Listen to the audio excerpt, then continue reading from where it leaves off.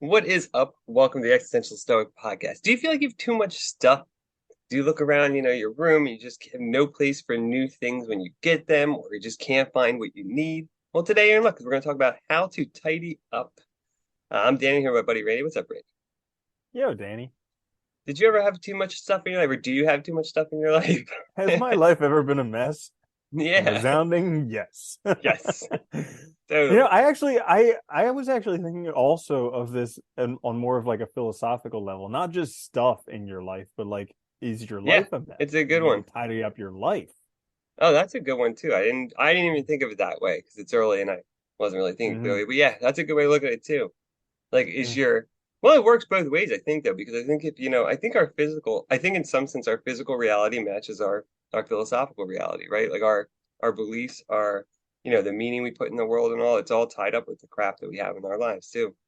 That's true. Mm-hmm. Yeah. Mm-hmm. Yeah. So if your room's a hot mess, your brain's probably a hot mess too. Yeah, right. It's true though.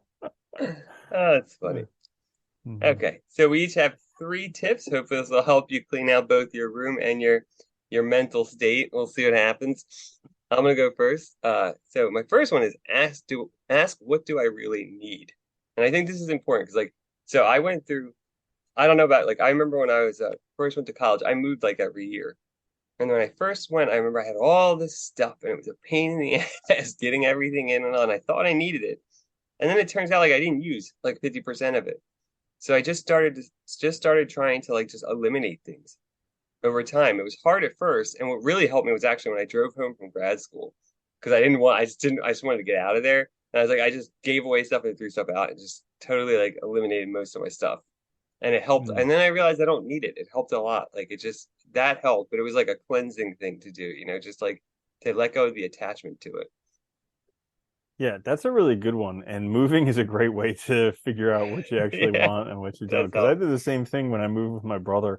We basically sold everything and then just moved. Because nowadays you can buy everything. And Yeah. if you can't have it right now, you can get it, order it and have it in the next day or two. So it's not like you even need to wait 2 weeks to get it. No. Yeah. And it's just so much easier to get there. All the stuff that I have ever sold and gotten rid of, there's only two things that I ever regret out of the hundreds of thousands of things. One is a guitar that I sold because they just don't make that model anymore, and I think Uh, I'm somewhat nostalgic of it.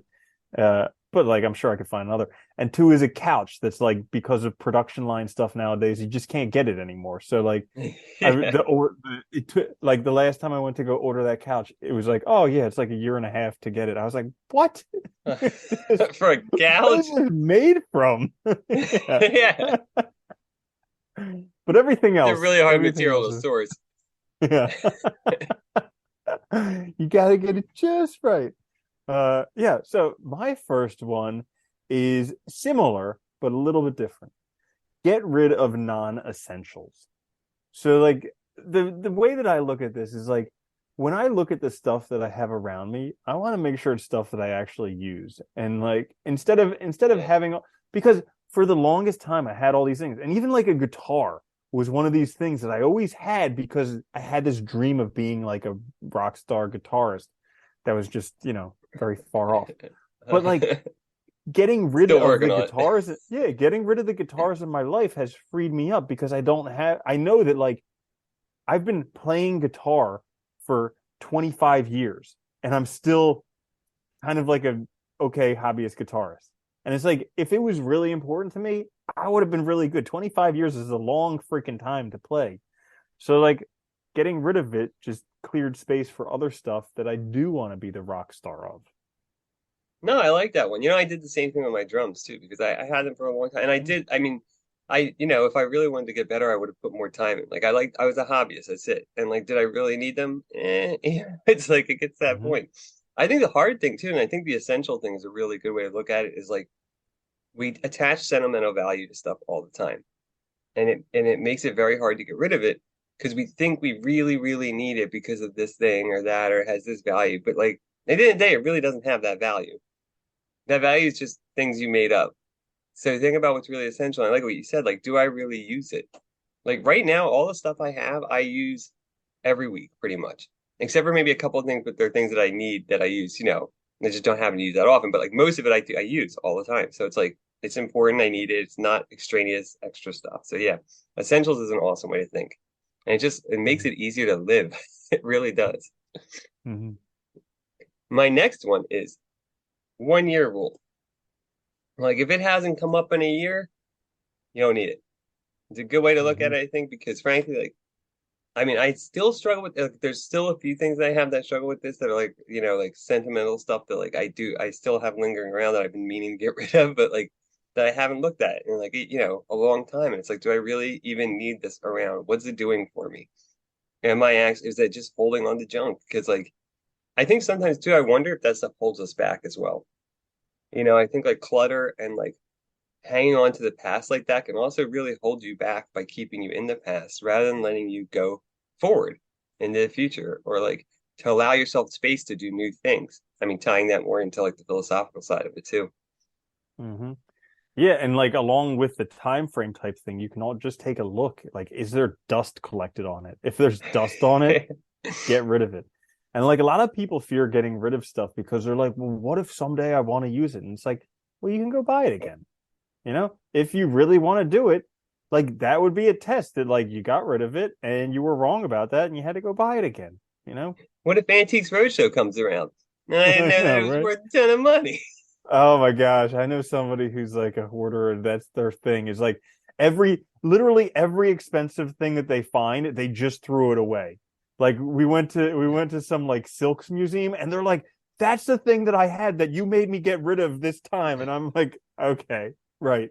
Sure That it one is. there, that one there worth That that much in the money. Sure, museum. that's the one. Uh-huh. Yeah. So Oh anyway, God. my next one is if it bugs you, address it. So this is kind of like tidying up around the house. Like sometimes with like relationships, one person is a bit messier than the other person. One person leaves their socks on the ground, the other person doesn't like it, or one person doesn't clean up their dishes, the other person doesn't like it. Well, guess what? If it bugs you, you don't need to nag them. You just Huh, clean it up because guess what? As soon as you clean it up, then it's the gone. world is right.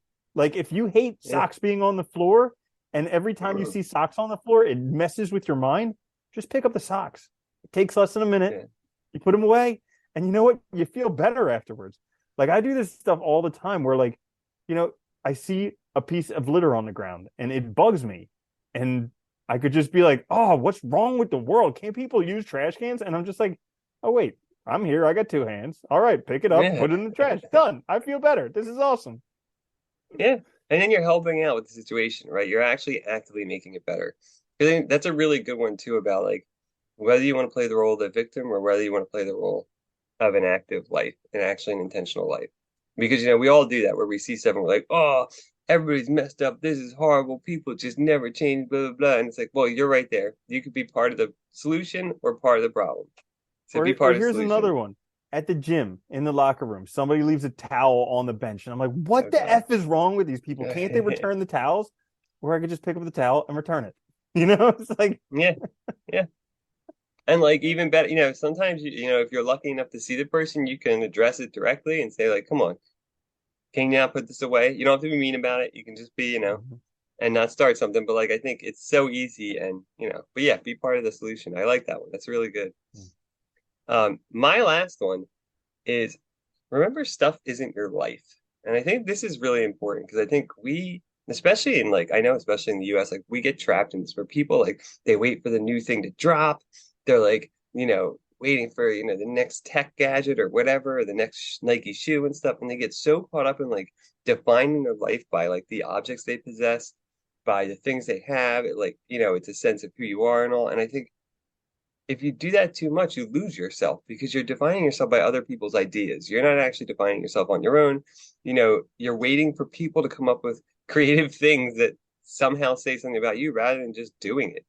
And I think it's a really messed up way to think. It allows others to control your life rather than you controlling it and you determining what matters and what's valuable. So really remember that stuff just isn't your life. Like, and I think this applies to everything. Like I know like give you an example, like we had a period of time where like a lot of friends passed away and I had a lot of stuff from them that I was carrying around and like I remember one of the best things I did was I got rid of most of it. I kept a few very important things, like one for each person, and that's what I kept.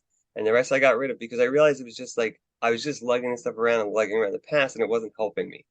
So I just got rid of it, kept the things that really mattered, and that was it. And because the rest of the stuff isn't them. It's not, it's not the person. It's not my memories. It wasn't helping like anything like that. So yeah, it's a good one. Yeah, I think you mentioned a good point there that you get to keep the memories. Like just because you get rid of the Yeah, item, it doesn't take away yeah. the memories. It doesn't take away all the good times that you had. Yeah. So that's a good one, definitely. My last one is for how to tidy up. Hire someone. Like so many people are just like, I got to do this on my own. And this works both for the physical and for the mental. Like if you live in a house that's just an absolute pigsty, hire somebody to clean it up for you. Like, There's sure, like a it's million a little, services. yeah, sure, it's like a little bit pricey, but the peace of mind you get from that, totally worth it. Or, if you're a mess mentally, hire a professional to help you work through your problems. That's what they're there for, you know? Yeah, So those are just a couple things. Hire someone because maybe somebody's better at it than you. I like that. Yeah, I would add to that too. Like find a good friend. Like somebody that you trust that can help you with it too, and that's willing to help you both either with physical stuff or with mental stuff. I think both are doable. Somebody you Hmm. can talk to, or somebody that can just help you like address the situation. And be like, dude, you don't need all this stuff. Like we can get rid of some of it, and at least start the process. Because I think Yeah. it helps a lot. It makes you feel, and like you said, it does. I think it really does bring clarity when you get rid of all the clutter. You feel better and you feel like you can move forward. I really think it does lock us in the past and makes us Hmm. unable to, really become our better selves or become like who we want to become because we're just tied down by all this garbage around us. Yeah, and for anybody who wants a deeper dive, not much deeper because it's a very short book, but the book Goodbye Things, I found that to be really, really awesome in addressing getting rid of stuff. Because I also read Who's the that the by? magic no idea. It's two Somebody. Goodbye Okay. Things. Yeah. Okay. And because I've also read like the life-changing magic of tidying up, and that was a bit too like in depth. That was like I don't need like how to fold my clothes step by step. Like that's not what I'm interested in. Yeah. But the Goodbye Things is more of like a philosophy about kind of getting the big idea behind it, so then you can get on board with it. And I like that a lot better. Yeah, I'd also recommend check out. There's some really good documentaries I saw on minimalism. On. I think it was Hmm. on Netflix. Had a good one. That was a while ago, but look them up because there's some really good stuff out there on minimalism, and it's it.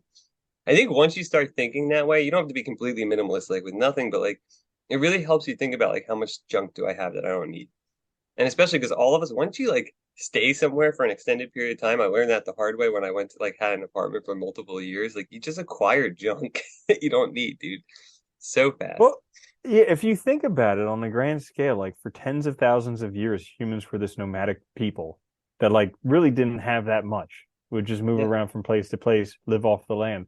Only in the past 100 or so years did we become so like stuff oriented. So it's only been the past 100 years or so that we could actually produce it that fast and that cheaply that we could have that much. You Hmm. made a table. It took a while. You Yeah, had to go and then do there's all that just stuff. master marketers nowadays who are just amazing at pushing the buttons to make you feel like a piece of shit, so you need to buy something to feel better. Yeah, feel better. Exactly. Well, there you have it. How to fix your life by tidying up or something along those lines. Check us out on YouTube or wherever you get your podcast. Please like, subscribe, and definitely share. It helps us out a lot. We will be back later this week with a full length episode. Until then, later, Andy. Later, Danny.